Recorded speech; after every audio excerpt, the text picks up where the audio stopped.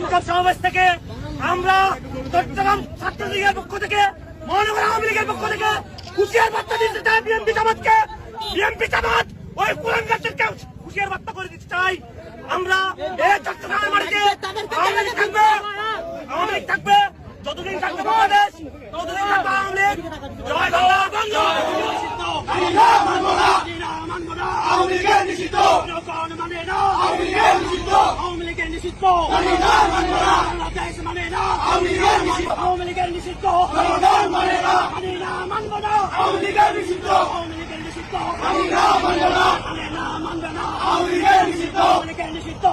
কৃষক card, family card, এই card সেই কার্ড, শালা একটা বুয়া বাটপার। আবার লাস্টে কি কইলো, আমার অতীতের ভুল ক্ষমা করে দেন। ওর 111 এর থেকেও খারাপ অবস্থা ওর দরকার ছিল। ফসলের লেগে ক্ষমতায় বসাইছে, কৃষক কার্ড এই কার্ডের লেগে। আর শালাপুর যে মানুষের মৌলিক চাহিদা ওটা সমাধান কর। এক মাসের মধ্যে তো 50,000 কোটি টাকা অন্তত পক্ষে খায়া লাইছে ঋণ। বাদ বাকিটা তো আল্লাহই জানে ভবিষ্যৎ যে কি। আর ওই যে কি বলছে, আই হ্যাভ এ প্ল্যান, এই প্ল্যানের বাস্তবায়ন চলতেছে। ও শালা চোর, এক সময় কারেন্ট দিছে, খাম্বা খাইয়া ফেলছে, এখন দেশ পুরোটা খাইবে। লজ্জা শরম সরকারি লোকের ন্যূনতম নাই, বিশেষ করে তারেক রহমানের তো নাই। ওই যে দেখেন না, সংসদে বক্তব্য দিতে চাই ভুলভাল কয়, 8 পাস তো, এর বেশি মেয়েটা খাটে না তো তার। এই শালার পুতকে পরিণতি হইব যে লন্ডন আবার যাইবো আর কি।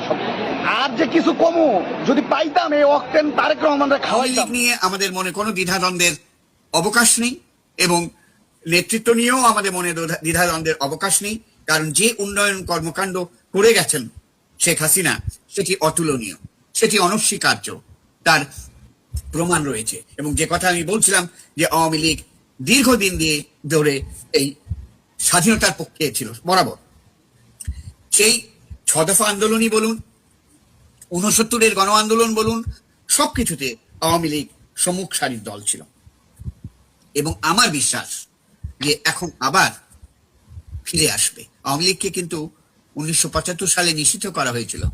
আমরা লক্ষ্য করেছি 21 বছর পর শেখ হাসিনা প্রধানমন্ত্রী পদে ফিরে আসেন বিপুল সংখ্যাগরিষ্ঠতা নিয়ে। তো কাজেই নৈরাশ্যের আমি কিছু দেখি না, আমি চিরদিনই আশাবাদী।